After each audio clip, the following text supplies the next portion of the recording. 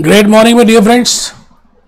दोस्तों, भूपेश आनंद एक बार फिर आपके सामने लास्ट लेक्चर, बेटे लेक्चर नंबर 4 हम कर रहे हैं, चैप्टर नंबर 22 कर रहे हैं। बट उससे पहले I have written one quotation आपके लिए लिखी है बेटे, क्योंकि लास्ट लेक्चर में आप बहुत ढीले ढीले बैठे थे।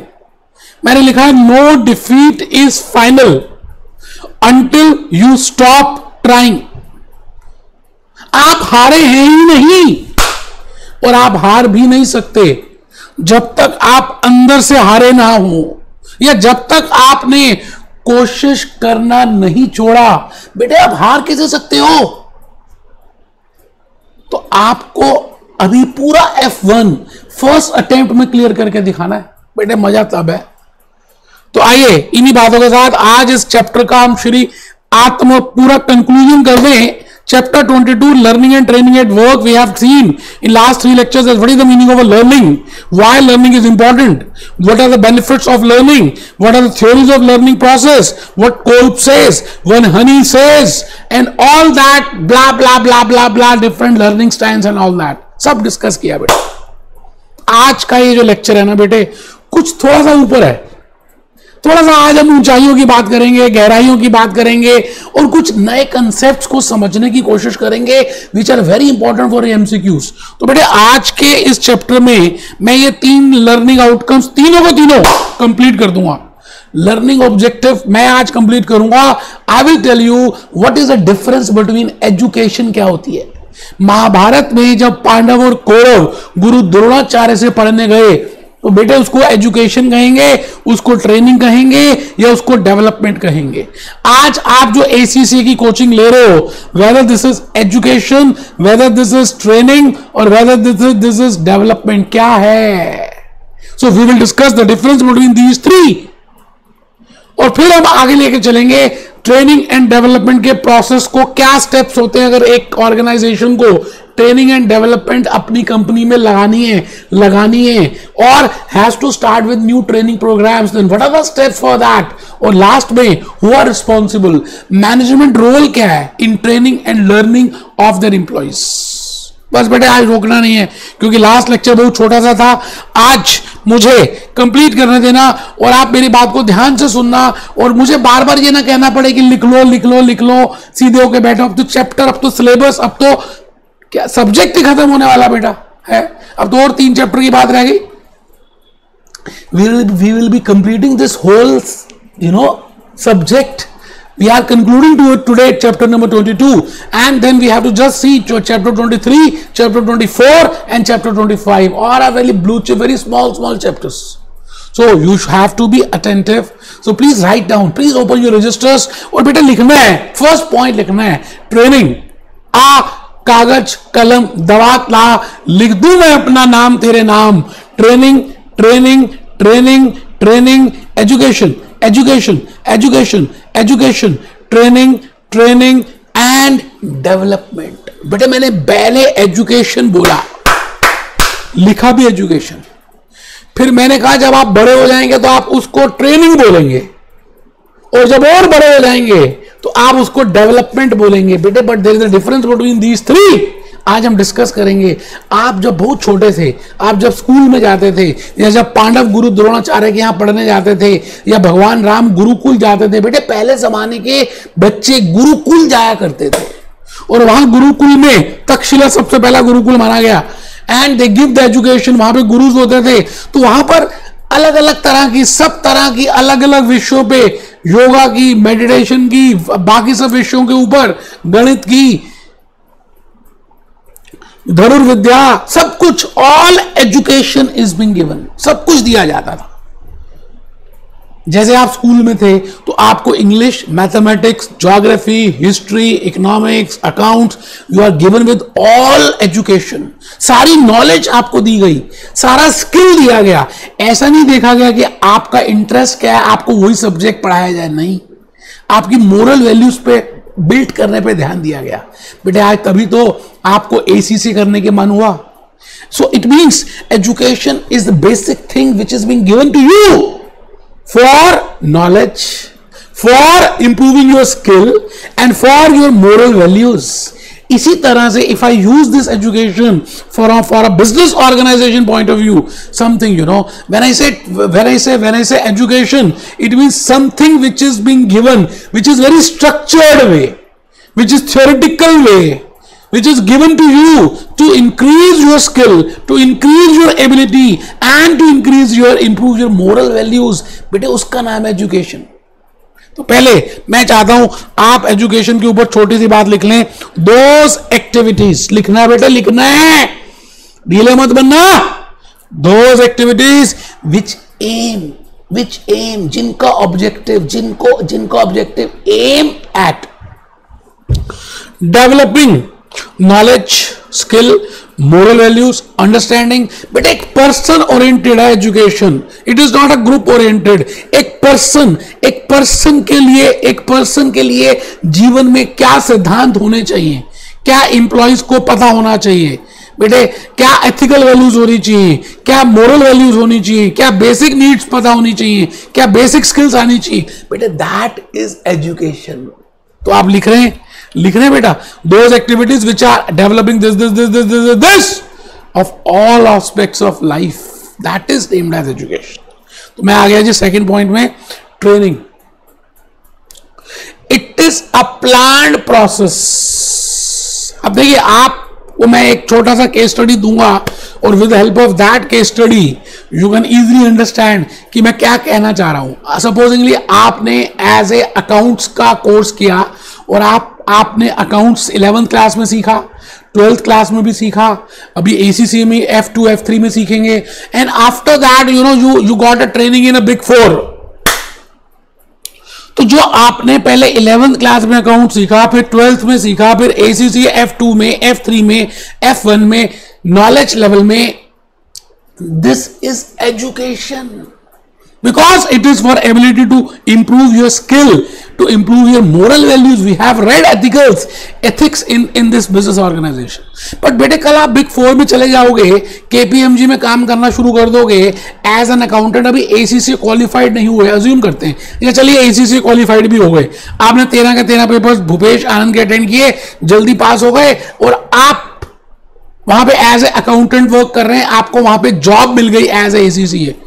अचानक बेटे इंटरनेशनल अकाउंटिंग स्टैंडर्ड बोर्ड की नई 5-6 अकाउंटिंग स्टैंडर्ड्स आ गई, आपको नहीं पता था क्योंकि आप तो ACCA कर चुके हो. Now you have attended a seminar to get your knowledge updated for those 4 or 5 updated standards.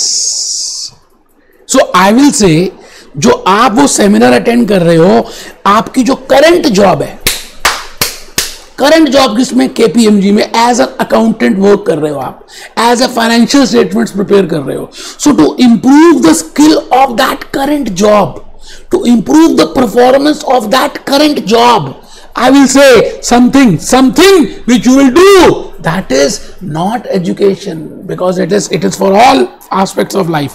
It is only for your specific job, current job. तो I will say it is training.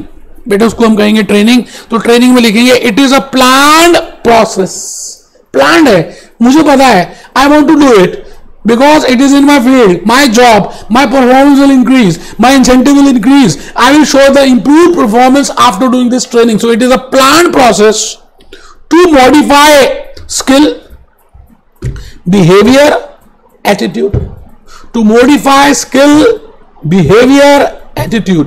To modify skill, आप अपनी skill को modify करना चाहते हैं, skill है but आप वो 5 स्टैंडर्ड से भी स्किल बढ़िया करना चाहते हैं, अपना बिहेवियर चेंज करना चाहते हैं. So I will say that is named as training, so that your current job will improve. So that will help individual to improve the performance in their existing job. ये word important है. Training is for improving, for helping in current job. So it is job oriented. मैंने कहा education is personal oriented, training is job oriented. आप difference समझ रहे हैं बेटे? आपको पता ही नहीं है कि आपके अंदर कितनी कैपेबिलिटीज छुपी हुई है. आप पता नहीं क्या क्या कर सकते हो अगर चाहो तो, लेकिन आप चाहते नहीं ना बेटे। व्हाट्सएप में, फेसबुक में, टेलीग्राम में, बस इसी चक्करों में फंसे हुए हो। आपके पास इतनी कैपेबिलिटी है कि आप भगवान को भी पा सकते हो। एसीसी क्या है?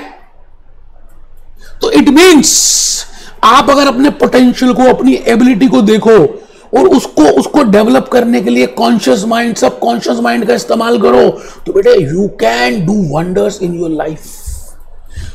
तो जब आप अपनी भविष्य के समय को सुधारने के लिए, उन कैपेबिलिटीज को निखारने के लिए अपने माइंड, कॉन्शियस और सबकॉन्शियस माइंड का यूज करते हैं और आप भविष्य की सोचते हैं, जैसे मैं अज्यूम करता हूं आप एसीसी हैं, आप अकाउंटेंट हैं, आप क्वालिफाइड हैं, आप केपीएमजी में you are working, but the point is you know that in coming future the era will be of artificial intelligence, the era will be of big data analytics.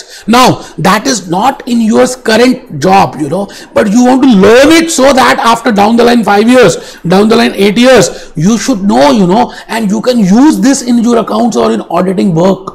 So that is not education, that is not training, rather that is development. तो आइए मैं development की बात करूंगा बेटे। Development, it is relationship of, it is realisation of, relationship भी छोड़ दीजिए, अपने आप को पहचाना, अपने आप को जाना। It is realisation of person's ability and potential through conscious and subconscious learning. It is future oriented, पहले भविष्य के लिए, भविष्य में माइंड रखकर, and it is individually oriented then training. ठीक है जी, यहां तक हम आ गए। अब मैं आपको केस स्टडी भी बता चुका हूं। मैं बेटा ये कह रहा हूं कि अगर एक ऑर्गेनाइजेशन में लोग ज्यादा ट्रेनिंग करते होंगे या ज्यादा डेवलपमेंट की बातें करते होंगे, एजुकेशन की तो बात हमने छोड़ दी, because education is for all the life aspects. We are now concerned towards training and development. As a business organization, I will view now only training and development. Now the point is, if in a business organization, you know, the employees are more trained and well developed, then whether it will be helping the organization, yes. Whether it will be helping the individual, yes. बेटे पहले तो individual को benefit होगा, उसको confidence बढ़ जाएगा, उसके अंदर इनोवेशन आएगी, creativity will increase and his productivity will increase and indirectly it will give help to the organisation.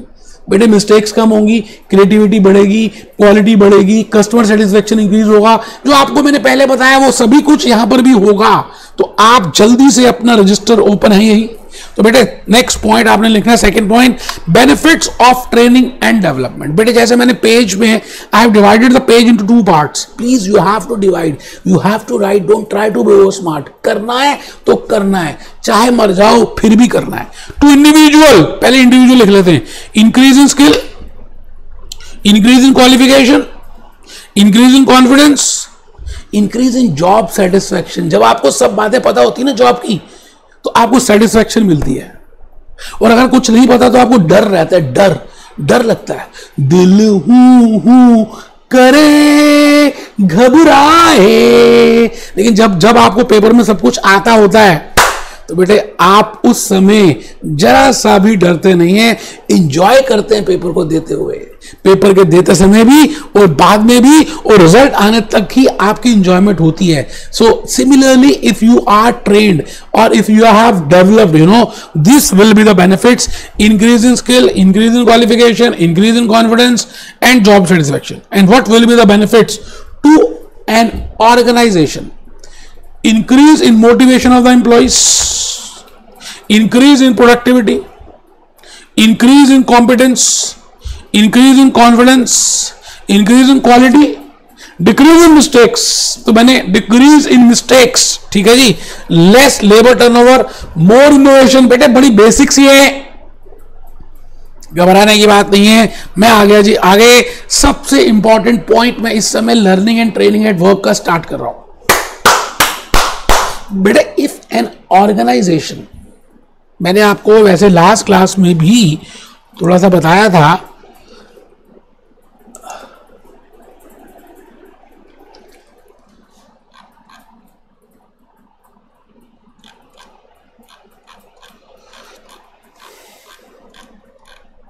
ये बेटा कैप्लन है, मैंने आपको अभी बता दिया what is training, what is development and what is education with very beautiful examples.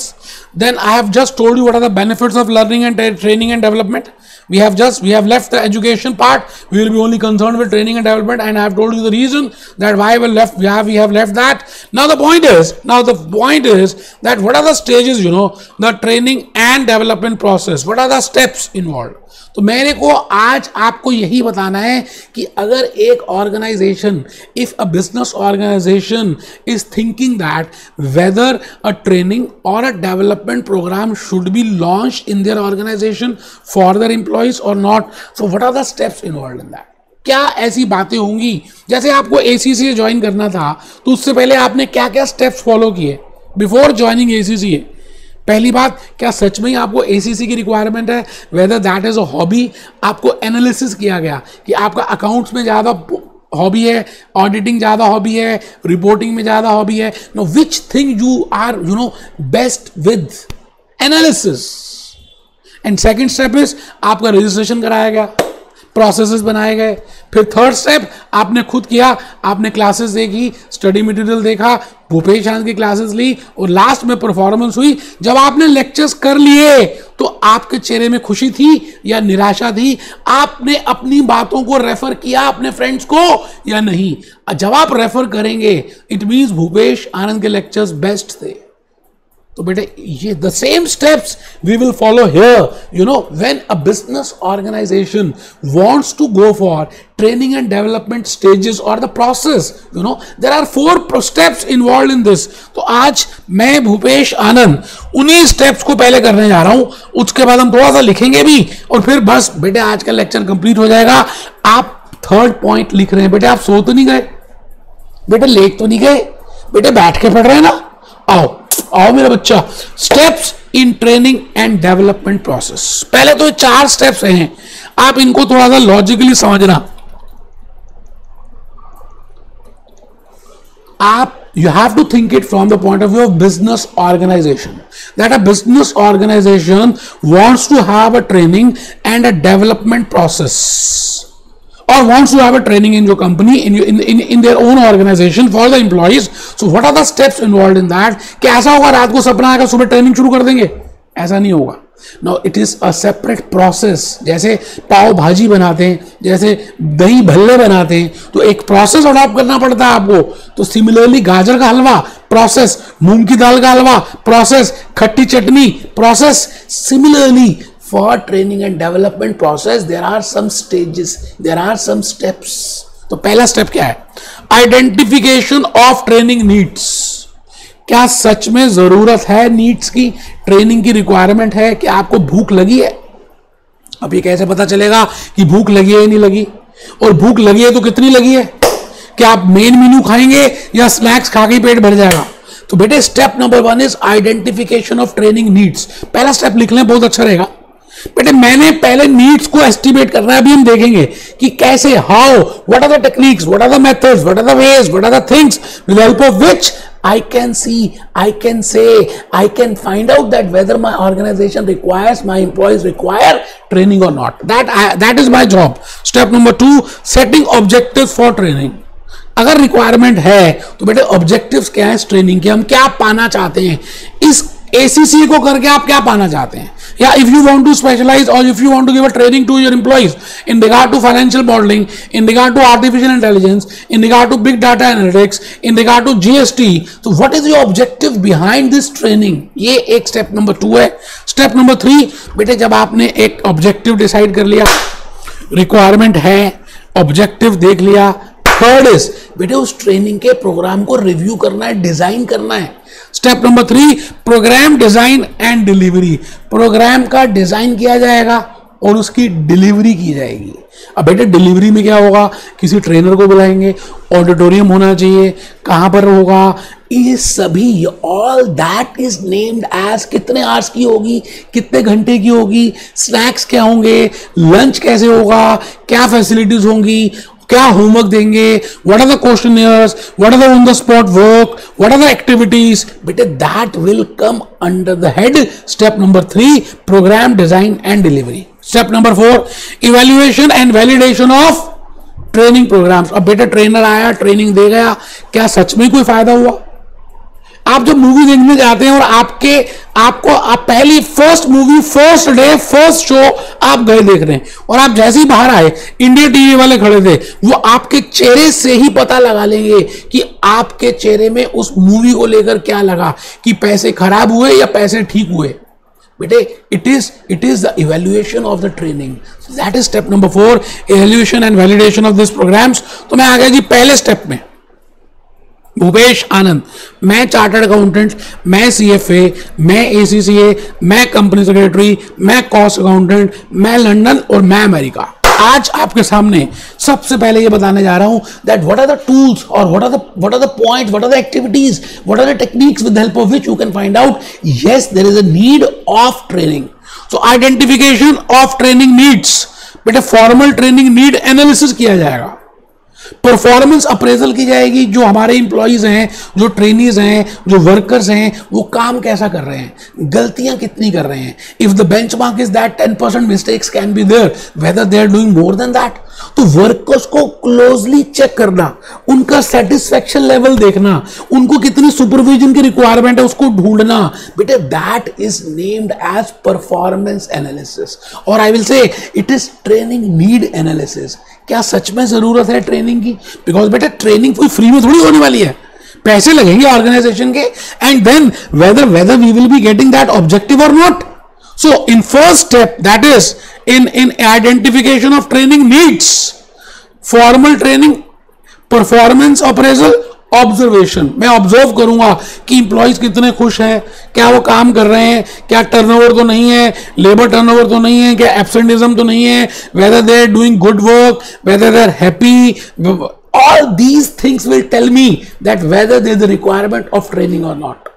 ठीक है, ये ऑर्गेनाइजेशनल स्ट्रेटेजी, ये सब काम हम करेंगे। बेटे जैसे मैंने एक एग्जांपल लिखा है कि पेरेंट्स एक बच्चे की ट्यूशन लगवानी है, कि मैथ्स की ट्यूशन 10th क्लास में लगवाएं या ना लगवाएं। अब बेटे कैसे पता चलेगा, पेरेंट्स कैसे डिसाइड करेंगे? एक तो उसके मार्क्स देख लेंगे कितने आए उस बच्चे के, सेकेंडली उसका मैथ्स में हाथ टाइट है या ढीला है, ये पेरेंट्स को पता होगा, और वो ऑब्जर्व भी करेंगे कि ये पढ़ता तो है लेकिन फिर भी इसके नंबर कम आते हैं, या पढ़ता ही नहीं है नंबर कम आते हैं। ये सभी चीजों से I can find out that whether maths coaching is necessary और not. Similarly first step is I can see the need and analysis of the training. अब दूसरी बात, बेटा अब मेरे को लगा कि ट्रेनिंग होनी चाहिए, ठीक है जी ट्रेनिंग होगी ना, what are the objectives of training, why you what you want to achieve with this training. आप क्या अचीव करना चाहते हैं, कौन से गोल्स पाना चाहते हैं, you know, and those goals should be very much clear, they should be very much static, they should be very much understandable, they, you know, and so that an employee can directly get the satisfaction from that, performance will increase, you know, ये सभी बातें होनी चाहिए you in your objectives. So step number 2 in learning process by and business organization will be setting objectives for training. It means what the proposed training program is supposed to accomplish. लिखना है बेटे, फिर कुछ बच्चे ढीले बैठे हैं। बेटे लेक्चर 4 ले रहा हूं आपके लिए रिकॉर्डिंग रूम में, बेटे देखो ये कोट पहन के टाई पहन के पसीने आ रहे हैं, फिर भी मैं आपके लिए खड़ा हूं, तो आपका धर्म बनता है बेटे, तो एथिक्स है। एथिक्स भी तो यही कहता है कि अगर मैं सामने वाले इतने एफर्ट ले रहा है तो आपको भी लेने चाहिए, लिखो। It means what the proposed training program is supposed to accomplish and the objectives of the training should be clear, specific, measurable, and objectives can also be direct improvement in the performance or increase in the employee satisfaction or increase in confidence. इसका मतलब objectives होने जरूरी है, objectives का clarity, objective का measurability होना compulsory है ना। Objectives can be different, you know, I can have a different objective that I can give a satisfaction to a employee, और I can improve my performance, और the increase in the confidence will improve, you know, and ultimately it will be giving the help to the organization only, but the point is which objective I want to achieve with this training. अब आ गया जी third point, हमने लड़के और लड़की की बातें कर ली। सबसे पहले हमने कहा क्या मैरिज की रिक्वायरमेंट है, लड़के से पूछा लड़की से पूछा, ठीक है। कर लिया। स्टेप नंबर 2, क्या मैरिज के बाद क्या ये दोनों अच्छी तरह से प्यार से रहेंगे, उनके स्टार्स मिलवा लिए, उनकी सारी बातें देख ली, उनका नेचर देख लिया, date of birth, time of birth, parents, सब कुछ yes yes yes yes yes. अब बेटे एक दिन डेट, एक कौन सी डेट आएगी बेटे, एक डे आएगा जिसको हम कहते हैं कायनात का दिन आएगा। उस दिन मैरिज होगी बेटे, उसके लिए बैंकेट हॉल बुक करना है, बैंड बाजे वाले बुक होंगे, डोली वाले बुक होंगे, बड़ी सारी चीजें बुक होंगी। So that is step number 3। पहले हमने कहा रिक्वायरमेंट है, यस रिक्वायरमेंट है, व्हाट आर द ऑब्जेक्टिव्स, ये ऑब्जेक्टिव्स। नाउ एक्चुअल मैरिज का काम आ गया है। Step number 3, programme design and delivery. बेटे प्रोग्राम को डिजाइन करो और डिलीवर करो। बेटे अलग अलग मेथड्स होते हैं बेटा, देखो इंडिविजुअल को पढ़ाने के लिए और ग्रुप्स को करने के लिए। आपने कभी देखा ग्रुप्स में अगर हमें टीचिंग देनी है तो हमें उनको इन्वॉल्व करना पड़ता है। जैसे मैं आपको इन्वॉल्व करता हूं, तो इन्वॉल्व करने में क्या है, I will tell you some questions. मैं अब आपको क्वेश्चंस अलग से जूस नोट्स वाले लेक्चर्स में देता हूं, ये बताइए आपको। तो बेटे मैं आपसे कहता हूं, आपको मैं ग्रुप डिस्कशन करूंगा, केस स्टडीज दूंगा, कुछ बातें आपसे पूछूंगा, आपको इन्वॉल्व करूंगा, कुछ गेम्स खेलेंगे। It means these are the different methods which are to be followed in giving you teaching, in giving you knowledge, in giving you skill, in giving you training in a group. And if you are in an individual, then 1-to-1 sessions can be there, mentoring can be there, counseling can be there. तो बेटे वही लिखना है। Third step है program design and delivery. तो इसमें हम लिख रहे हैं learning methods of individuals, coaching, mentoring, computer based training, self managed learning. पहले आप इंडिविजुअल्स को लिख लीजिए, learning methods of individuals, coaching, mentoring, computer based learning, self managed learning. अब मैं आ गया जी learning methods of groups. Discussions होंगी, चर्चा होगी, डिस्कशन करेंगे। भूत प्रेत जब सो रहे होंगे तो हम क्या करेंगे, हवन करेंगे, हवन करेंगे, हवन करेंगे, भाग मिलकर भाग, डिस्कशन करेंगे, चर्चा करेंगे, लेक्चर्स होंगे, केस स्टडीज को डिस्कस करेंगे, because we want to give the practical emphasis to that. Business games will be there, तो सो दैट उन गेम से वो कुछ सीख लें। लास्ट में आ गए जी, बस शादी हो गई, डोली चली गई सुबह तारों की छांव में। अब आएगा कि भाई मैरिज के बाद कुछ दिनों के बाद हम देखेंगे क्या लड़का और लड़की खुश हैं या लड़ाई कर रहे हैं।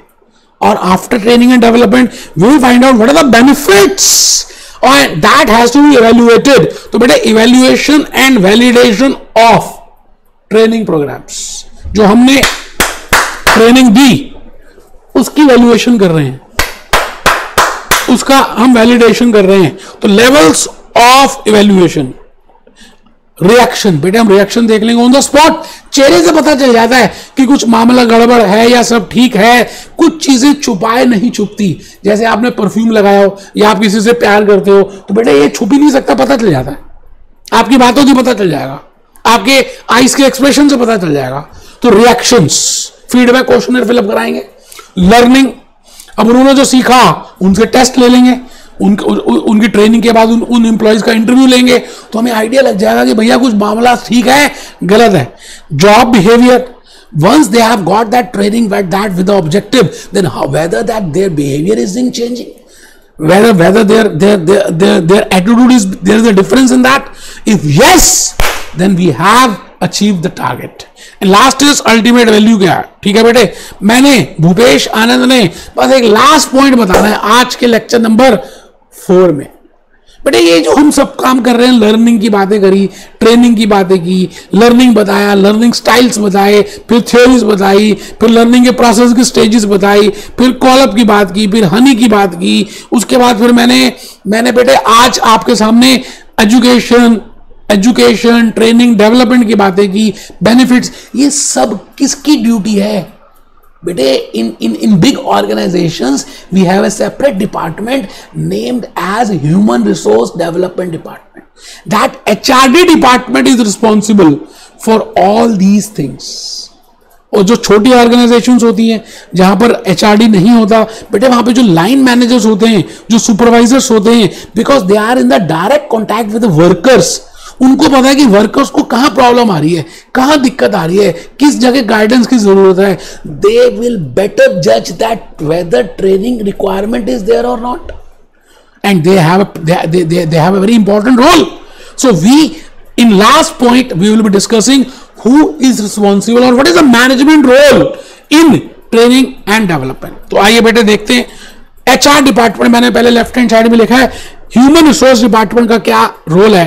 डू जॉब अप्रेजल्स, जॉब का अप्रेजल करना, ढूंढना क्या सच में जॉब में जो है क्या रिक्वायरमेंट है. Job appraisal, analysis of learning gaps, latest developments क्या आ गई हैं, अपडेशंस क्या आ गई हैं, और हमारे एम्प्लॉयज को क्या पता है कितना गैप है. बेटे ज्ञान की गंगा तो हमेशा बहती रहती है, कभी बंद ही नहीं होती. अस्मो मां सदगमया तमसो मां ज्योतिर्गमया. हे भगवान मुझे ज्योति की तरफ लेके चल, रोशनी की तरफ लेके चल. बेटे लर्निंग कभी खत्म हुई नहीं, नया नया नया नया नया. So we have to find out the gap. किसका इंपॉर्टेंट रोल है? एचआरडी का. Identify when training is needed and design career pathways for the employees. बेटे बिग 4 में आपको कैरियर पाथवेज दिए जाएंगे कि अगर आप ये कर लेते हैं तो we will pay for that, but you have to do this in the first attempt. तो बेटे that is the main work of HR. तो मैं चाहता हूं कि आप लास्ट पॉइंट लिख लें, role of management in learning process. आराम से बेटे, बिल्कुल आराम से. लास्ट पॉइंट है role of management in the learning process to HR department. HR department do job appraisals, analysis of learning gaps, identify when training is needed, design career pathways and informing employees. बेटे employees को बताना तो पड़ेगा कि learning, training और development के क्या opportunities हैं. अगर आप ये कर लेते हैं तो कल हम आपको अमेरिका भेज देंगे ऑडिट के लिए, because you are aware of this course, so they will be motivated. So this is the task of Human Resource Development Department. HR का डिपार्टमेंट का ही यहां पर इंपॉर्टेंट रोल है. अप्रेज करना, नीड करना, अपॉर्चुनिटी दिखाना, लर्न करना, ये सारी बातें बेटे ह्यूमन रिसोर्स डिपार्टमेंट करेगा. And I am here to line managers, अभी बताया मैंने, supervisors, those who are in direct contact with the workers, you know. So identify learning and training needs of group they are responsible for. Identify learning and training needs of group they are responsible for. Monitoring the abilities and knowledge level of workers. कि workers की ability क्या है और knowledge क्या है. बेटे माँ बाप को जैसे अपने बच्चे के बारे में पता होता है ना, वैसे line manager is well much aware of his workers at how much able they are, whether they require some training or not. So he can find out the requirement of training. So line manager is responsible for having that. Organizing specific training programmes. Specific means customised, जो जिसकी जरूरत है उसी को organise करना. तो आप बात समझ रहे हैं बेटे. हमने आज चैप्टर 22 भी कंप्लीट कर दिया. Be happy, B jolly, B cheerful. Be happy, B jolly, B cheerful. मिलेंगे दोस्तों.